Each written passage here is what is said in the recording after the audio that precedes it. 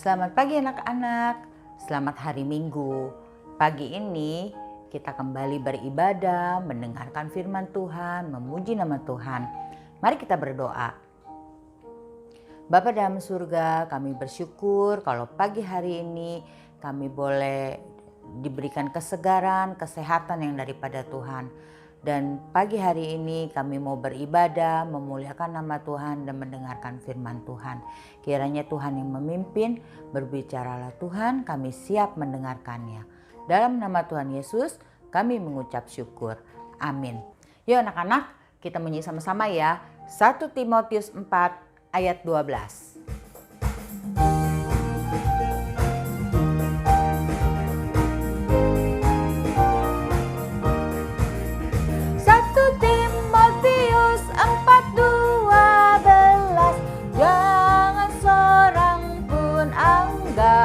Engkau rendah karena kau muda, jadi teladan bagi orang-orang yang percaya. Dalam perkataanmu, tingkah lakumu, dalam kasihmu, dalam kesetiaanmu, kesucianmu. 1 Timotius 4:12. Jangan seorang pun anggap engkau rendah karena kau muda, jadi teladan bagi orang-orang yang percaya.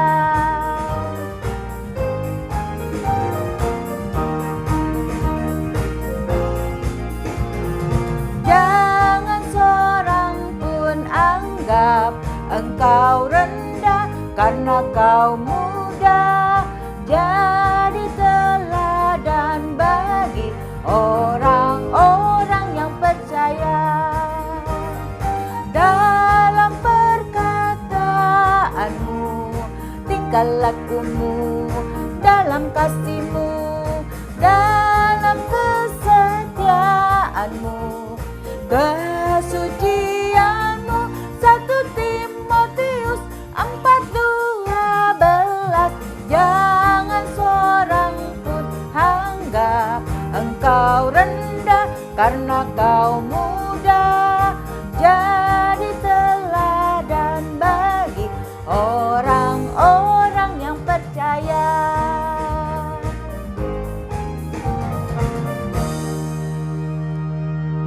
Nah anak-anak, inilah evaluasinya untuk minggu ini, diisi ya setelah mendengarkan ceritanya.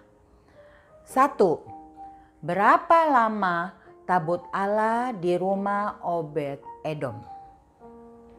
2. Pada setiap berapa langkahkah Daud mempersembahkan korban dalam rangka mengangkut tabut Allah? 3. Siapa yang memandang rendah Daud?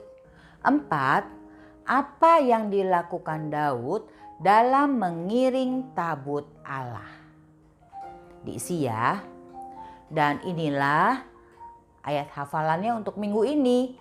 Terambil dari Mazmur 119 ayatnya 44. Aku hendak berpegang pada Tauratmu senantiasa untuk seterusnya dan selamanya. Sekali lagi ya. Mazmur 119 ayat 44. Aku hendak berpegang pada Tauratmu senantiasa untuk seterusnya dan selamanya. Nah anak-anak, masih ingat cerita minggu lalu? Di mana Daud lagi berduka karena Tuhan marah dan menghukum Uza. Jadi Daud sekarang takut sama Tuhan. Ia memikirkan kengerian ketika melihat Uza yang kena murka Allah. Disambar geledek. Gimana Tuhan caranya supaya aku bisa bawa ke Yerusalem? Padahal kan aku kepengen sekali, tapi ternyata aku berbuat kesalahan lagi. Mengangkutnya dengan ini. Aku janji Tuhan, aku gak lakukan ini lagi. kalau Tuhan izinkan. Nah, sekarang tabut Allah dititip di rumahnya Obed Edom. Suatu kali anak-anak, ada rakyat yang kasih tahu, Raja Daud, ada kabar gembira nih. Masih inget nggak? Tabut Allah yang kita titipkan di rumahnya si Obed Edom. Iya, ada apa? Tahu nggak Raja Daud? Keluarganya dikasih kemakmuran. Mereka hidup berkecukupan. Kayaknya Tuhan berkati banget sama keluarga ini. Lalu Raja Daud mulai berpikir, berarti Tuhan udah gak marah lagi nih. Kalau Tuhan berkati keluarga itu, berarti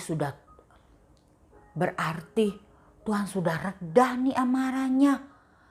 Maka segeralah Raja Daud mengumpulkan para pemimpin-pemimpin suku.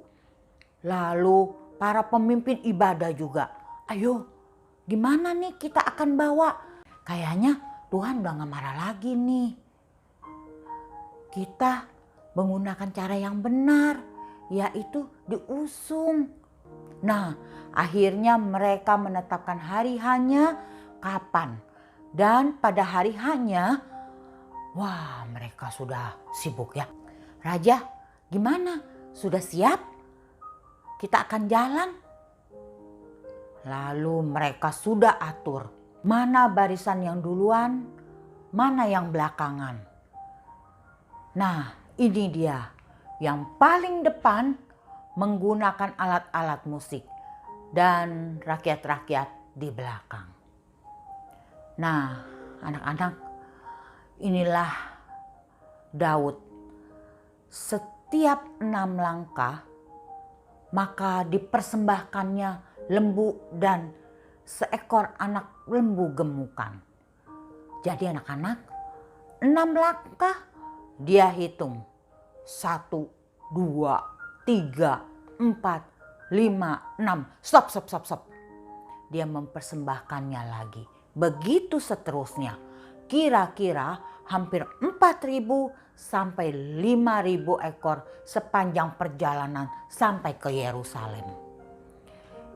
Wah, inilah Daud yang begitu sukacitanya dia menari-nari karena Tuhan mengizinkan tabut Allah itu dibawa ke Yerusalem. Dan mereka dengan sukacita dan dengan hati-hati dan terus memberikan persembahan tiap 6 langkahnya. Nah, inilah mereka.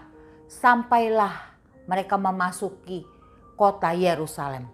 Daud begitu senang karena kemarin kan gak bisa tuh masuk membawa tabut Allah ke Yerusalem. Dan sekarang mereka bisa membawanya. Dan anak-anak, ini gambar ini yang dilingkari, ini adalah istrinya Daud yang gak suka melihat suaminya itu. Hah? Itu suamiku? Joget-joget di depan orang banyak.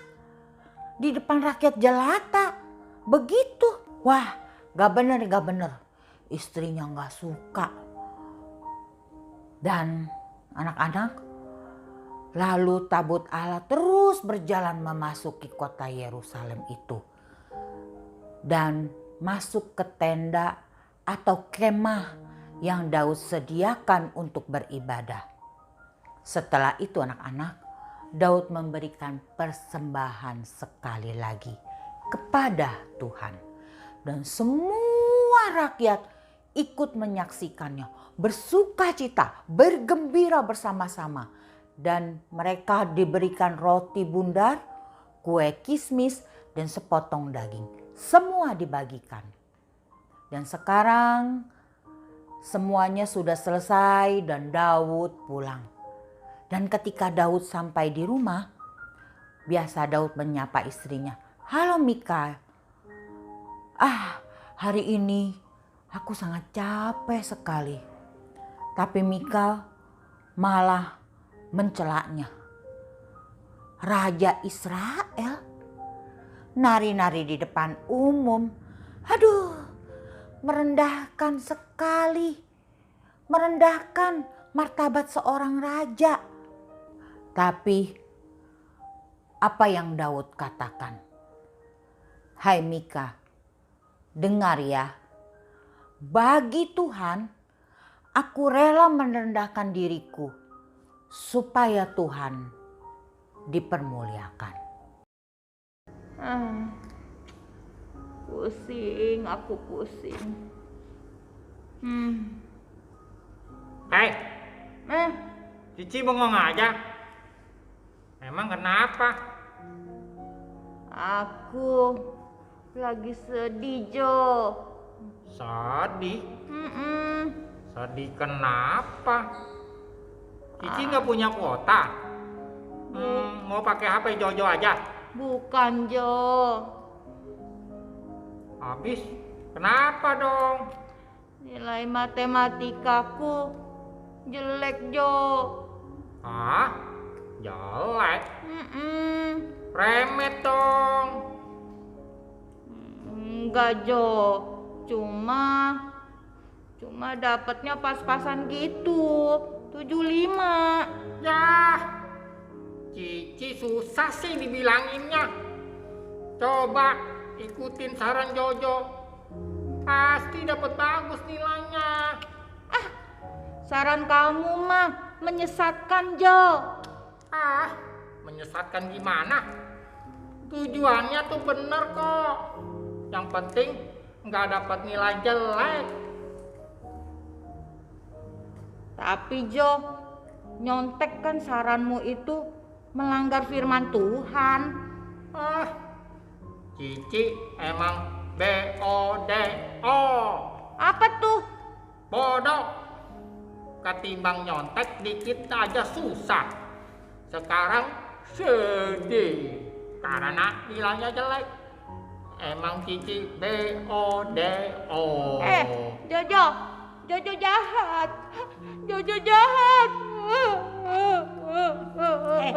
Ini ada apa nih? Kok ribut-ribut? Ada yang nangis segala? Ada apa nih? Jojo jahat. Kenapa? Kenapa Nila? Kenapa kamu nangis?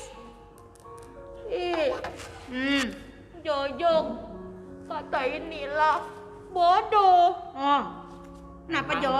Emang Cici bodoh tuh lihat nilai matematikanya aja cuma dapat 75. Coba ikut saran aku, pasti bisa 90 ke atas. Biar 75, tapi kan Nila jujur. Nila nggak nyontek seperti saran Jojo. Ya. Nila dikatain bodoh sama Jojo. Percaya sih. Ya. Ii tahu dah. Gini Jo, saran kamu itu salah. Harusnya anak Tuhan ya ikutin firman Tuhan Jo. Jojo tahu.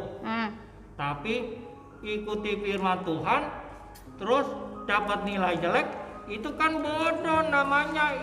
Nah, itu dia tuh salah lagi Jo. Masa kan? orang melakukan firman Tuhan dikatain bodoh? Bagi Tuhan Jo, hidup benar itu lebih berharga dan disayang Tuhan daripada dapat nilai bagus tapi Tuhan sedih Jo karena kita melanggar perintahnya. Dah Nila, udah jangan nangis lagi. Tuhan sayang sama kamu ya. Karena Makasih kamu ya, sudah I. belajar dengan sungguh Iya. dan hidup benar. Jo, minta I. maaf sama si Nila. Ayo, janji nggak beri lagi saran yang salah ya atau melanggar firman Tuhan. Apalagi ngejek orang yang melakukan firman Tuhan. Aduh, kayak si istrinya Daud tuh, si Milka. Ayo minta maaf dah. Iya, Cici, aku Ya. minta maaf ya. Iya. Sama-sama, Jo. Nah anak-anak, ketika hidup kita mentaati firman Tuhan, kadang-kadang dianggap bodoh, dianggap hina. Sama seperti yang dialami Daud dan Nila dalam cerita ini. Tetapi kita mau tetap hidup sesuai dengan firman Tuhan. Karena Tuhan sayang kepada anak-anak yang menuruti firman-Nya. Yuk, mari kita berdoa.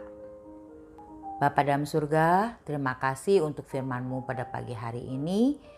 Kami diingatkan untuk tetap taat dan setia dan selalu hidup seturut dengan firman-Mu.